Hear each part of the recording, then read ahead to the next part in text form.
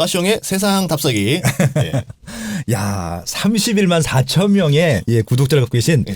전인구 소장님께서 빠숑의 세상 답사기를 열어주셨습니다. 감사하고요. 예. 예, 영광입니다.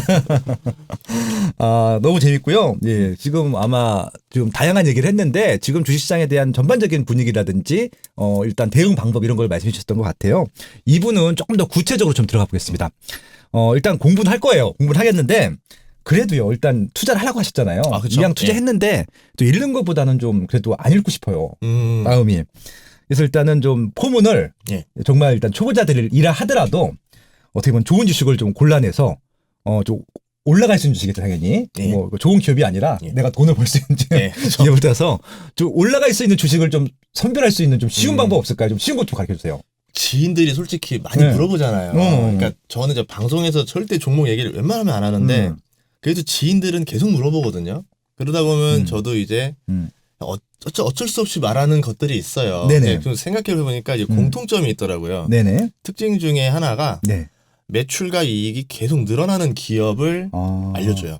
매출과 이익이 동시에 늘어나는. 예. 확률적으로 매출과 이익이 늘어나는데 주가가 떨어지기도 어려워요. 그렇죠. 예, 뭐 물론 예외가 하나씩은 있어요. 네. 저 은행주 같이 그런 경우들 빼고는 일반적으로 매출과 이익이 좋아지고 기업이 계속 성장하는데 주가가 떨어지리란 좀 어렵다. 네네. 그렇게 보는 거고 또 하나는 뭐냐면 이 기업들의 또 특징 중에 하나가 네. 수출 민감주가 아닙니다. 업종 자체가. 예. 경기 좋을 때 많이 벌고 경기 나쁠 때 또 이제 막 폭삭 무너지는 그런 기업들이 아니고. 아까 일부에서 삼성전자 반도체가 경기 민감주라고 하셨어요. 예. 그런 게 아니란 얘기죠. 예. 예. 그래서 꾸준히 매출이, 그러니까 뭐 호황이든 불황이든 꾸준히 나갈 수 있는 것들인데 네. 대표적으로 소비재들이 그런 게 많죠. 아. 예를 들어 뭐 이제 먹거리 같은 경우는 호황이 오든 불황이 오든 전혀 주가에 지장을 주지 않거든요. 뭐 그러니까 CJ라든지 예. 뭐 이런 거 말씀하시는 예, 거잖아요. 우리가 뭐 경기 좋다고 라면 2봉지 먹고 뭐 가난하다고 농심, 뭐 한 봉지 오리온. 먹는 거 아니잖아요. 네, 맞아요. 예. 예.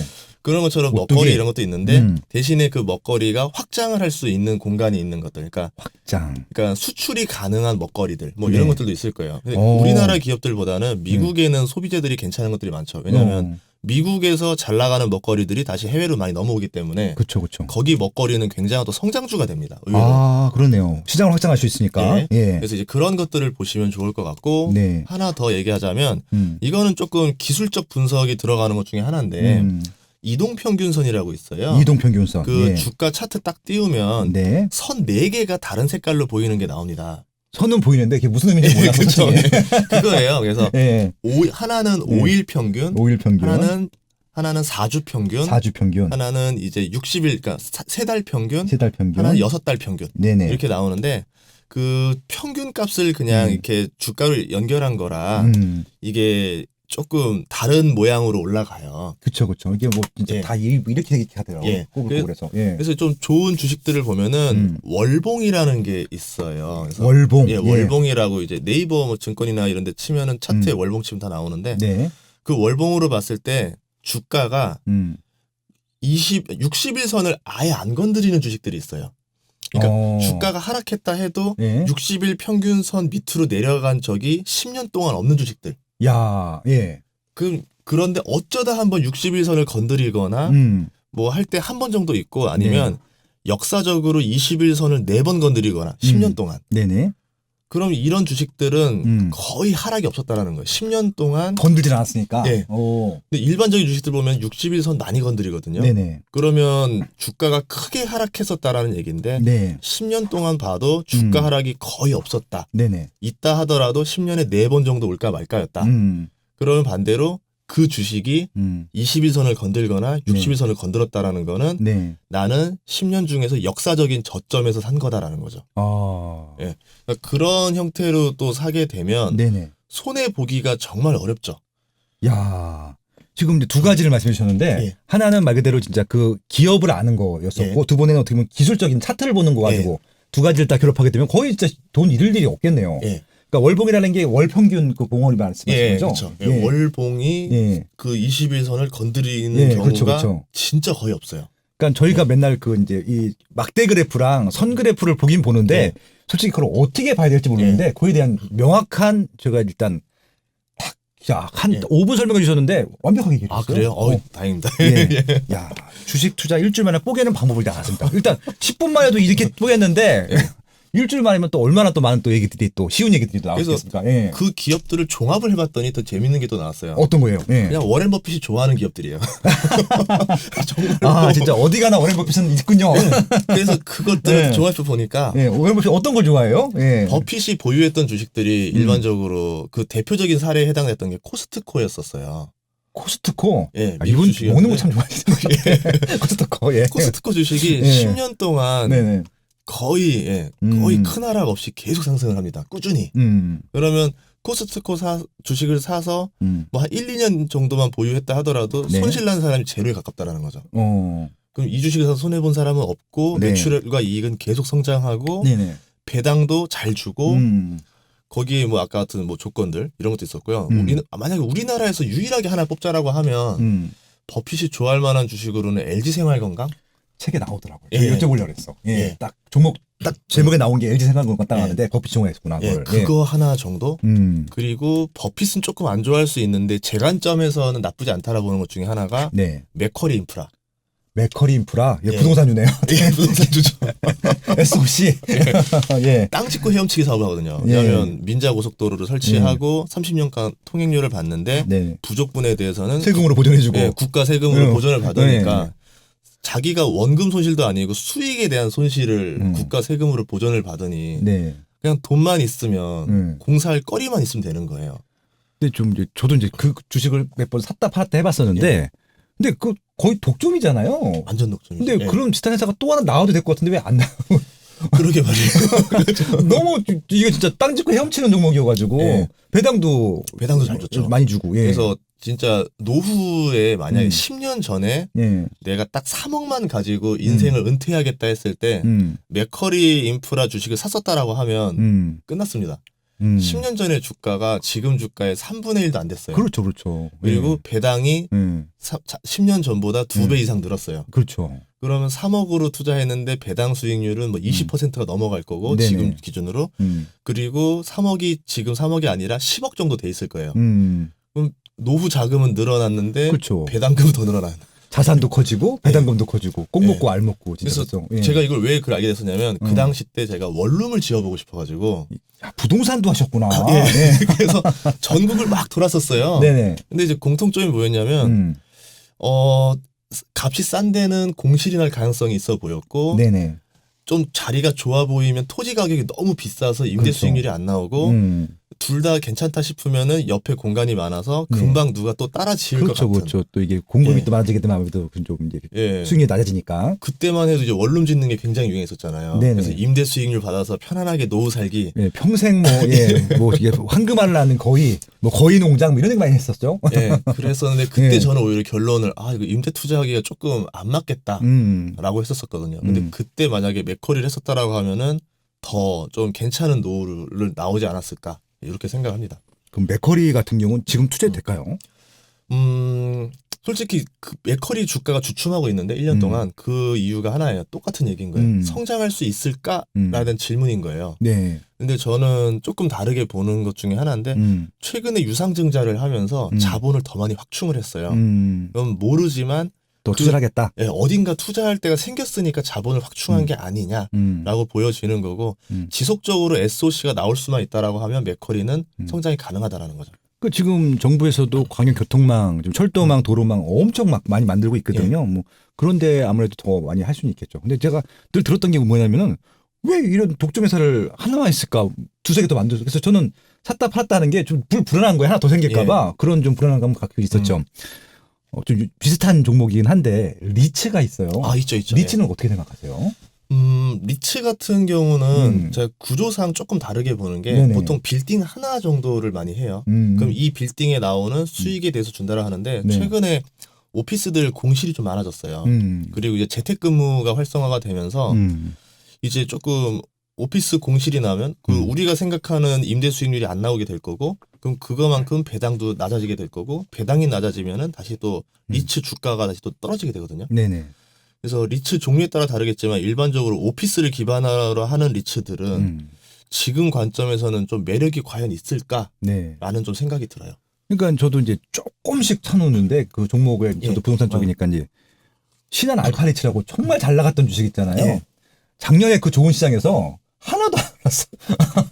아는 분도 리츠 예, 펀드 예, 매니저인데 예. 아, 이것 좀 한번 해줘라고 했는데 예. 도저히 못 해주겠는 거예요. 예, 그러니까 안 되겠는 거예요 이거. 다른 종목들은 뭐 아무 호재가 없어도 그냥 다 예. 올라갔잖아요. 작년에 같은 경우는 이제 3월달 이후로 이거는 뭐 오히려 올라가기 그냥 이렇게 그냥 유지만 하고 있어갖고 그럼 다른 거 올라갔거나 못 올라가면 빠진 거랑 다름없어갖고 예. 그래서 질문했던 질문이었고요. 예. 아무튼 지금 굉장히 좋은 말씀이셨습니다. 매출과 이익이 동시에 올라가는 것들은 일단은 주가가 내려갈 가능성이 좀 낮다. 확률적으로. 거기다가 아까 이동평균성 가지고 60일선하고 이 월봉 그래프의 교차점이 적은 것들 골라보자고 말씀하셨고요. 뭐 이런 것들 종합적으로 해보면 결국 워렌 버핏이 좋아하는 워렌 버핏이 좋아하는 그런 주식이었고 네. 책에서 소개한 대로 LG생활건강, 맥커리 인프라 뭐 이런 것들을 보시면서 한번 이런 종목 유사한 종목들을 찾는 것들이 필요하다. 이런 설명들이 책에 정말 잘 돼 있어요. 아무튼 네. 정말 알기 쉽게 강의 정말 잘하시죠. 아니 아닙니다. 왜냐면 제가 예. 그 스마트 튜브 경제 아카데미라고 강의 사이트를 운영하고 있는데 아, 한번 강의 요청 드려도 될까요? 좋습니다. 예. 예, 아, 알겠습니다. 진짜 그 얘기는 그러면 영광입니다. 방송 끝나고 다시 하기로 하고요. 야, 아. 왜냐면 일단 예. 이게 설명하시는 게요. 초등학생들도 이해하실 수 있게 설명해 주세요. 그게 굉장히 중요하거든요. 제 책이 처음 베스트셀러 됐을 때가 그렇게 됐어요. 그러니까요. 예. 이 내 월급 사용 설명서라는 책을 냈었는데 그렇죠. 내셨었죠. 그때 예. 이제 이랬었어요. 음. 제가 이제 고등학교 막 갓 졸업한 공부 안 했던 친구한테 네. 주고서 모르는 것 좀 다 밑줄 쳐달라 했어요. 밑줄을 그렇게 많이 치더라고요. 그래서 그거를 이 친구도 이해할 수 있을 수준으로 다 언어를 바꾸면서 이제 하는 연습을 하다 보니까 네. 이제 좀 단순한 개념도 최대한 쉽게 풀어서 이야기하는 거를 좀 많이 훈련했던 것 같아요. 저는. 네네. 그러니까 이제 이게 이제 왜 그러냐면 저도 아마 가끔 그런 실수를 할 텐데 특히 이제 금융권에 계신 분들 있잖아요. 뭐 애널리스트 분들 정말 훌륭하고 똑똑하시죠. 정말 천재들 많아요. 대부분 전 반 이상은 천재라고 생각을 하는데 센세님도 그렇고 그분들은 이제 그 용어를 20년 이상 쓰다 보니까 일상 언어가 되셨어요. 근데 일반인들은 그 용어 잘 몰라요. 몰라요. 예, 그래서 그분들이 책을 내시거나 아니면 이제 나오셔서 방송하는데 그분들도 최대한 알기 쉽게 설명을 한다고 하시는데 그 최근에 아서나 이렇게 일반인들 대상으로 설명하셨죠. 그분들은 대부분 다 펀드 매니저나 기관 투자자들이나 그런 분들 설명하셨던 분들이잖아요. 그러다 보니까 용어가 입에 배가지고 그러니까 그분들은 쉬운데 우리한테는 어려운 용어들이 많아요. 근데 저는 이제 지금 전인구 소장님이 좋은 게 일반인 용어로 다 풀어주시잖아요. 그러니까 지금 뭐 PBR, 하나도 안 나왔죠. PER 이런 얘기. 그러니까 그러네요. 너무 좋은 거예요. 제가 다 100% 소유할 수가 있어서 아. 저도 가끔 이제 주식 전문가들 나와서 말씀하시는데 저도 가끔 이해가 안 갈 때가 있거든요. 근데 오늘은 제가 100% 다 이해했어요. 너무 그러네요. 좋아서. 제가 PBR 한 번도 안 하고 진짜 그러네요. 예. 예. 아무튼 그래서 너무 예. 감사하다라는 좀 말씀을 좀 드려봤습니다. 지금 이제 추가적으로 좀 질문 드리고 싶은 게 뭐냐면 결국은 이제 돈을 벌어야 되잖아요. 그렇죠. 예. 근데 지금 이제 궁금한 것들이 아까 이제 피터 린치처럼 1년에 29% 정도 수익률을 목표로 하게 되면은 마음 편히 할 수 있을 것 같은데 한국 분들이 좀 이렇게 좀 조급하기도 하고 지금 시장이 워낙 좋기도 하고 그래서 좀 크게 좀 버는 방법? 버는 방법. 그리고 이제 당장 29% 해서는 내 뭐 자산이나 경제 생활이 좋아질 것처럼 안 보이는 겁니다. 물론 좀 시간이 걸리더라도 확실하게 제 자산을 몇 배씩 올릴 수 있는 그런 종목들을 선택하시는 방법들이 있을까요? 있습니다. 근데 있어요. 예. 초보자가 하기에는 굉장히 좀 난이도가 있어요. 그러니까 제가 제일 잘하는 투자 방식이 네. 워렌 버핏처럼 이제 우량주 투자하는 방식이랑 우리의 사이클 투자라고 하는 예. 이제 굉장히 업종이 불황이 왔을 때 사서 호황이 왔을 때 파는 네. 방식인데 사이클 투자는 절대 장기 투자용이 아니에요. 예를 들어서 건설업이라는 거 보면은 네. 좋을 때는 정말 좋고 나쁠 땐 굉장히 나쁘거든요. 네. 그럼 건설주를 평생 장기 보유하겠다? 이거는 수익률이 아예 안 날 수도 있는 방식인 거예요. 그래서 업종에 따라서 사이클 투자가 가능하면은 이제 사이클 투자를 하는데 네. 본인이 가진 업에서 찾아보는 게 제일 좋을 것 같아요. 내가 잘 알고 있는 업종, 예. 내가 예. 하고 있는 일. 예. 뭐 저 같은 경우는 제 사례를 들자면은 저는 되게 좀 우연한 기회에 지인들이나 뭐 가족들이나 되게 건설업에 종사하시는 분이 굉장히 많았었고 이제 건설 쪽에 관심이 많고 마침 또 그 당시 때 뭐 부동산에도 관심이 많아가지고 이렇게 돌아다니다가 어느 날 봤더니 절대 집 사지 마라라고 막 하는데 이상한 거예요. 이상한데 경기가 좋은데 현장은 괜찮거든요. 예. 그리고 어느 날 봤더니 막 골리앗 타워들이 막 등장하기 시작하고 신도시가 막 지어지고 레미콘이 끝도 없이 올라가는 게 보였었어요. 그런데도 집 사지 마라 했었는데 어느 날 보니까 모델하우스에 그 사순위 받겠다고 줄 쫙 서 있고 사람들. 언제인 줄 알겠네요. 아시겠죠? 그래서 네. 아까 밸런스가 안 맞는 거예요. 네. 그럼 이상하다. 그리고 실제로 착공 면적이나 이런 걸 봤더니 네. 굉장히 많은 건설이 이제 들어가기 시작하더라고요. 그러면 이제 시멘트는 정말 좋아질 수밖에 없다. 시멘트. 네. 그래서 시멘트는 전형적인 사이클 주식이거든요. 네네. 그때 그래가지고 제가 좀 장기 보유하고 있던 주식이었는데 딱 그 순간 때 정말 집중 투자를 했습니다.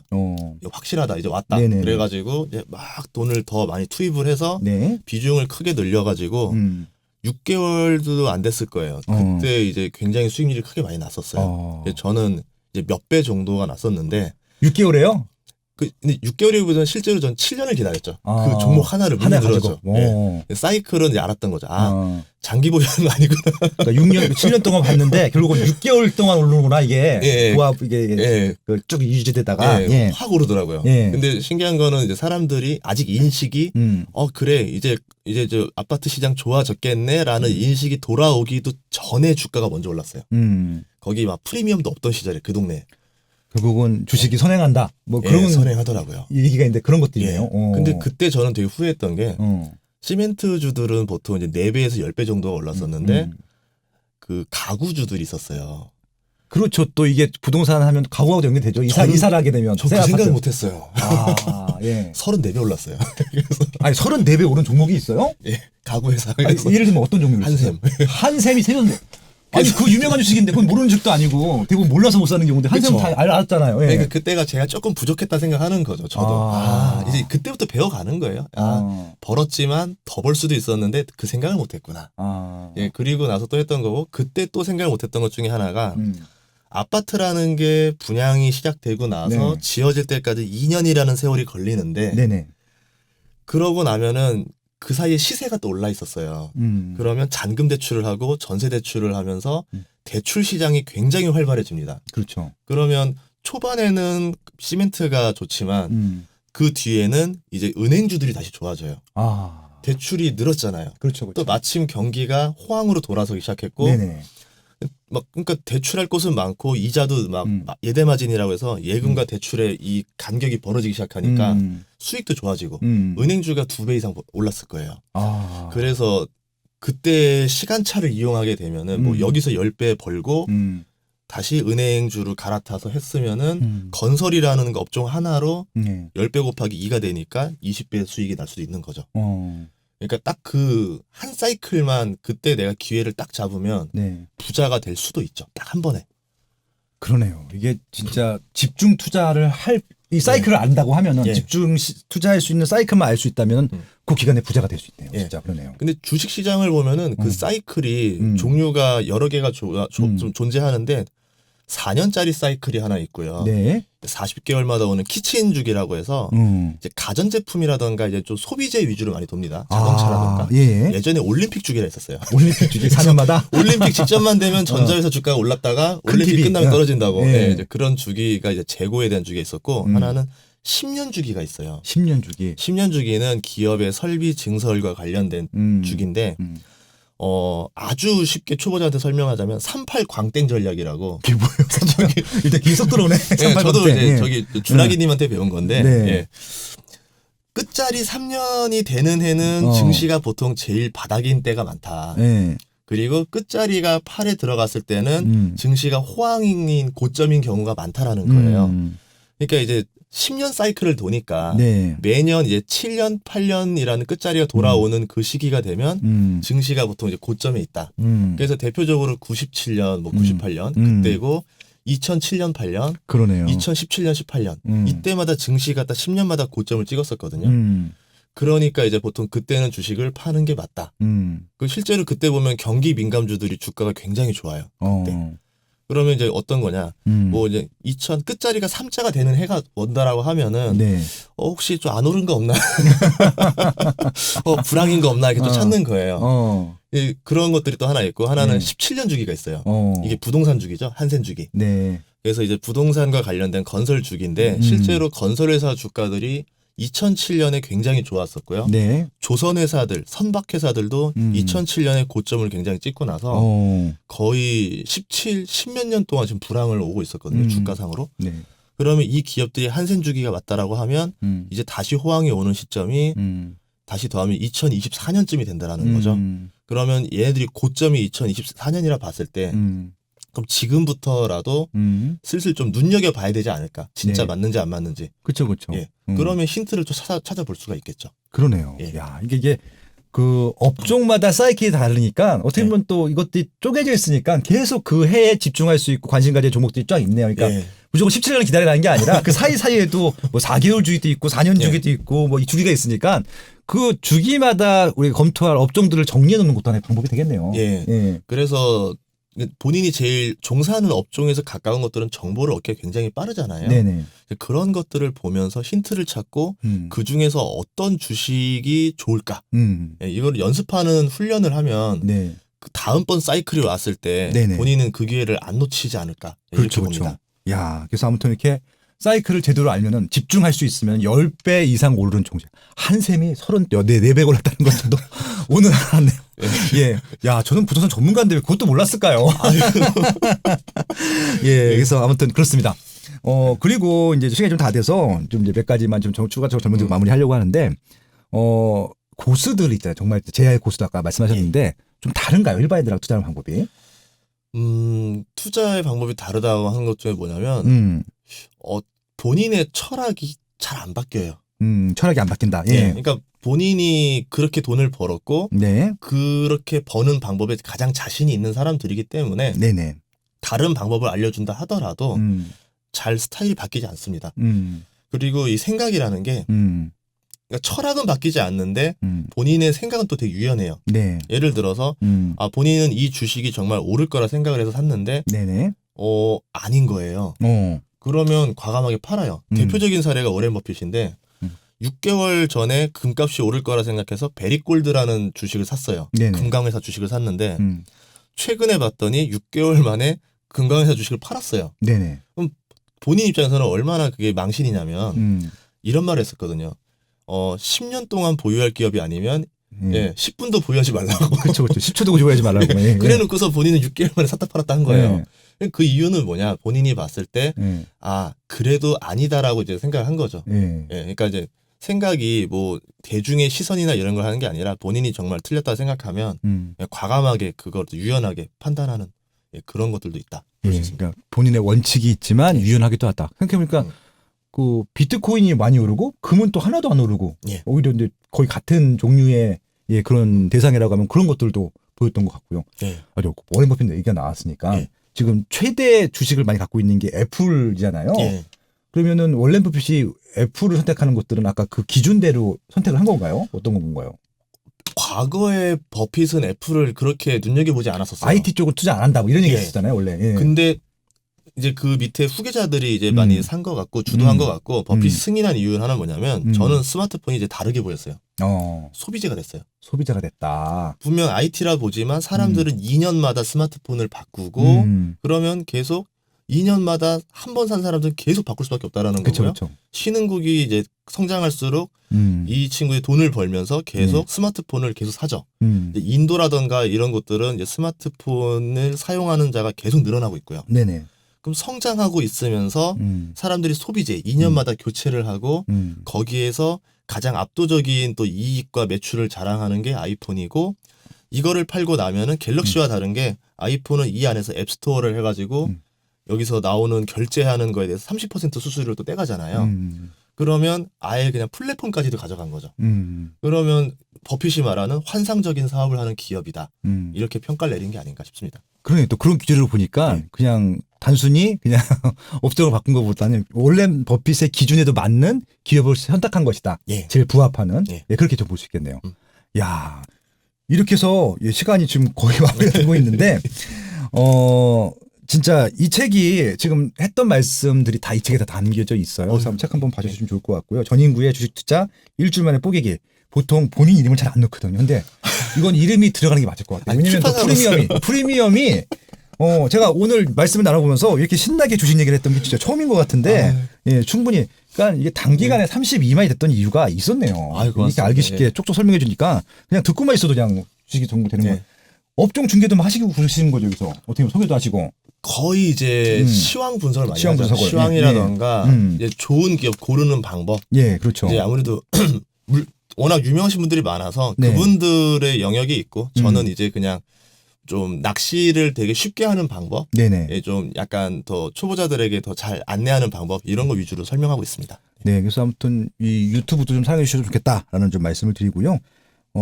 마지막으로 네, 좀 뭐 이게 종목 추천은 아니지만 2021년 지금 주식시장을 조금 좀 전망 예측을 해주시면서 좀 관심 가질 만한 업종 정도만 좀 소개해 주시면 많으면 좋겠습니다. 물가가 네. 이제 오르는 게 확실해진 것 같아요. 그동안 철강 가격이 사상 최대치까지 올라갔고요. 네. 그리고 곡물 가격이 6년 반 만에 최대치까지 올라갔어요. 진짜 그 먹을 거 곡물 가격도 많이 올라간다 하더라고요. 그런데도 불구하고 작년에 물가가 안 올랐던 이유는 유가가 낮았기 때문이었는데. 그러니까 연초에 막 마이너스 그거 맞죠? 그거? 네, 그렇죠. 그런데 이제 그 유가가 코로나 이전보다 더 올라갔어요. 근데 석유는 모든 물가를 다 올리는 이제 그 근원이 되는 거기 그렇죠, 때문에 그렇죠. 올해는 물가가 굉장히 많이 오를 것이다라고 보여지고 네. 그런 물가 상승이 되는 주식을 아무거나 사면 되냐가 아니라 물가 중에서도 국민의 정말 필수 생필품은 가격을 안 올릴 가능성도 있습니다. 네. 대표적으로 이제 서민의 대표로 이제 꼽는 라면 같은 게 있어요. 그렇죠. 이거 같은 경우는 가격을 너무 많이 올리면 서민 생계에 부담을 준다라고 해서 국가에서 규제를 할 수도 있어요. 그러니까 많은 사람들이 가격을 100%다 알고 있는 그런 것들이잖아요. 상품 중에. 고통 분담하자 이렇게 되는 거예요. 그러면 이 기업의 주가는 안 올라요. 그럼 저는 뭐냐면 물가가 오를 건데 그것 중에서 국가의 규제를 피해서 올릴 수 있는 것들. 뭐 최근에 같은 게 이미 좀 늦긴 했어요. 이제 편의점이 그래서 많이 올랐어요. 편의점은 규제를 할 정도까지는 아니고 물가를 올려도 사람들이 크게 개의치 않고 사용하기 때문에 네네. 편의점 주가가 좀 올랐었고 여기에 또 이제 뭐가 있냐면은 뭐 이제 가공식품들이 있을 거예요. 그렇죠. 뭐 그 중에서도 요새 홈 음식, 그러니까 홈키트 막 이런 거. 집에서 해먹는 음식들 거, 그런 것들은 가격을 올린다 하더라도 국가에서 규제하기도 좀 애매하고 원가도 안 보여요. 거기는 어떻게 되는지. 뭐 밀가루 가격이 올랐다 하더라도 거기서 실제 원가가 얼마 되지는 않고. 그렇죠. 또 지금 또 사람들이 식당 안 가고 점점 집에서 많이 먹기 때문에 그런 좀 물가 인상이 쉬우면서도 좀 판매가 늘어날 수 있을 것들 그런 거 위주로 보시면 좋을 것 같습니다. 그러면 또 내수, 소비재 이런 거 좀 올해는 좀 관심 있게 봐야겠네요. 그래서 수출보다는. 그렇죠. 그래서 버핏 같은 경우 이번에 정유주를 다시 매수를 했어요. 그러니까 그런 게 어떤 의미를 뜻하는지 좀 잘 이해하면 좋을 것 같아요. 네. 너무 좋았어요. 고맙습니다. 야. 그리고 갑자기 또 이제 그 물가 얘기해서 말씀 추가적으로 하나만 더 주고 싶은데 지금 인플레이션이 오고 있다. 미국도 그렇고 한국도 있다라고 하는데 그게 이제 저희 완전 초보자 입장에서는 어떤 의미를 받아들이면 되는지 어떻게 생각하면 되는지 좀 말씀해 주시면 좋을 것 같아요. 보통 물가가 오른다라 보시면 돼요. 그러니까, 인플레다 물가가 오른다라 하는데 기본적으로 물가가 오르면 국가는 이제 금리 인상이라던가 이제 그동안 시중에 뿌렸던 돈을 다시 이제 가져가면서 물가 인상을 막으려고 해야 되는데 애석하게도 지금 코로나가 끝나지가 않았어요. 전 세계가. 그렇죠. 그럼 코로나가 끝나지도 않았고 지금 고용 상태가 처참한 상태에서 지금 물가를 잡기 위해 금리를 올리거나 유동성을 회수했다라고 하면은 수많은 기업들이 연쇄부도가 날 겁니다. 그렇죠. 그러면 국가는 지금 물가가 오르는 거를 손 놓고 방치하는 수준이 된다라 보는 거예요. 그렇죠. 전 세계가 그럴 수 있다라는 거예요. 그러면 이제 우리는 어떻게 되느냐? 인플레에 대비를 해야 되는데 물가가 오르면 과연 물가만 오르냐? 그렇지 않죠. 부동산 가격이라든가 뭐 주식 가격이라든가 자산 가격이 굉장히 많이 이제 버블이 생기기 시작한다는 거죠. 그런 의미에서 내가 그러면 어떻게 인플레에 대비를 할 것인가 이거에 대해서 좀 대책을 세우는 게 지금은 우리의 좀 중요한 과제가 아닐까 싶습니다. 왜냐하면 현금만 들고 있으면 정말 어이없는 일이 벌어질 수도 있어요. 벼락거지가 될 수도 있다고 하는데 그래서 저는 어떻게 추천하냐면 그래도 모르니까 절반 정도는 뭐 현금이나 이런 걸 보유한다 하고 절반 정도는 그래도 인플레이션에 대비할 수 있게 되면은 만약에 인플레이션이 와서 자산 가치가 올라도 어느 정도 방어가 되고 만약에 정말 우리 예상하지 못한 악재가 터져서 큰 뭐 안 좋은 악재가 터졌다 하더라도 남아있는 현금으로 저가 매수를 할 수 있기 때문에 예, 둘 다 방어가 가능하다. 네. 그래서 좀 현금 반, 예, 투자 반 정도가 어떻겠느냐 이렇게 보고 있습니다. 정말 무리한 부탁인 줄 아는데 예. 정말 예. 뭐 그러니까 많이 올라갈 건 아니고 예. 제일 많이 올라갈 게 아니라 예. 절대 빠지지 않을 정도 하나만 추천해 주시면 안 돼요? 진짜 딱 한 달 전만 했었으면, 예, 예. 한 두 달 전 예. 했었으면 예. 정유주를 얘기했을 것 같아요. 한 달 전에는 정유주. 예. 예, 그리고 지금은 조금 약간 다 비싸긴 해요. 네네. 근데 버핏 말로 음. 이제 시중에 싼 주식이 거의 없다라고 네네. 표현할 정도로 했었고, 그나마 지금 안 오른 것들이 통신주. 통신주. 예, 버핏도 이번에 통신주 샀거든요. 버라이즌이라고. 그래서 알죠. 예, 통신주. 네. 그리고 우리나라 통신주 중에도 이제 모 회사는 좀 되게 다양한 산업군들을 가지고 있고, 이제 조만간 이제 뭐 물적 분할이라던가 네. 아니면은 이제 자회사 상장을 통해서 이제 좀 수익을 좀 낼 수 있을 만한 사업들을 하려고 하더라고요. 네. 그런 좀 개발이 가능성 있는 통신주도 좋을 것 같고, 아니면은 정유주도 있어요. 정유주 같은 경우는 유가가 올라가게 되면 정유주도 좋을 수밖에 없고, 경기 이제 기대 회복감 때문에. 네. 근데 이게 딱 한 달 전에 만났어야 돼요. 아. 벌써 많이 올랐어요. 그래서 그렇죠. 그래서 애매하다 싶은 것들이 좀 많습니다. 그래서 일단 현찰은 반 갖고 있다 하더라도 뭔가 좀 사두고 싶은데 예. 예, 그냥 빠지지 않을 거면 돼요. 아니면 정책적으로 강하게 드라이브를 거는 주식들이 있어요. 어떤 거면 그린 뉴딜 뭐 이런 거 그렇죠. 말씀하시죠? 그린 뉴딜이라든가 데이터 뉴딜 이런 데이터 뉴딜 종에서 이제 정말 돈도 잘 벌고 있었고 가치도 제 가치를 못 받고 이제 조금 평가절하 받고 있었고 네. 성장 가능성이 또 있었고 이런 것들이 많았었는데 진짜 딱 한 달 전이라고 하면 아프리카 TV 같은 경우도 네. 돈 잘 벌면서 주가가 안 올랐었거든요. 근데 아프리카 TV가 아직도 유튜브가 있는데도 잘 돼요? 매출과 이익이 빠른 속도로 들어갑니다. 정말 빠른 속도로. 근데 네. 사람들의 그 시선 때문에 주가가 많이 안 올랐었어요. 그러다가 이번에 확 올랐어요. 네네. 어느 날 갑자기 주가가 올라요. 어. 그게 무섭더라고요. 그렇구나. 그래서 아직 안 오른 것 중에서 딱 하나 보자면 이건 장기 투자로 봤을 때 네. 렌탈 회사예요. 어떤 렌탈? 뭐 이제 정수기 이런 거요? 네, 뭐 그런 것들. 예, 네. 좀 토탈 렌탈을 많이 하는데 렌탈 회사들 시장이 계속 성장하고 있는데 렌탈 회사 주가는 하락했어요. 오히려요? 예. 오. 그런 괴리감이 나올 때가 있어요. 네. 시장은 점점 좋아지고 기업의 수익은 점점 늘어나는데 오히려 네. 주가는 잠시 하락하는. 음. 아무래도 이제 렌탈업 성장이 급속도는 아니니까 사람들이 막 당장 큰 돈을 벌지는 못하겠다 생각하니까 지금 관심이 없는 거죠. 네네. 하지만 나중에 물가가 오르고 다시 시간이 바뀌고 나면 재평가를 받지 않을까 그렇게 보고 있습니다. 아유. 야, 제가 기대했던 것보다 300% 300% 저는 수익이 맞다는 거거든요. 300% 방송에 나와서 예. 엄청 뿌듯하네요. 오늘 방송 고맙습니다. 너무 재밌었고요. 개인적으로 정말 많은 인사이트랑 기운을 얻었던 것 같습니다. 고맙습니다. 아무튼 하시는 사업도 잘 되고요. 유튜브도 100만 원 되세요 이제. 고맙습니다. 책도 저도 책이 나오긴 했는데 예. 예, 저보다 한 단계만 아래로 내려오세요. 그거면 영광이죠. 네. 정말. 책도 많이 파시고 방송도 잘 되셨으면 좋겠습니다. 건강하시고요. 예. 네, 다음 시간에 또 뵙도록 하겠습니다. 예, 고맙습니다. 강의 하실 수 있죠 그리고? 좋습니다. 알겠습니다. 예. 네. 이거 다음에 뵙겠습니다. 고맙습니다. 네, 고맙습니다.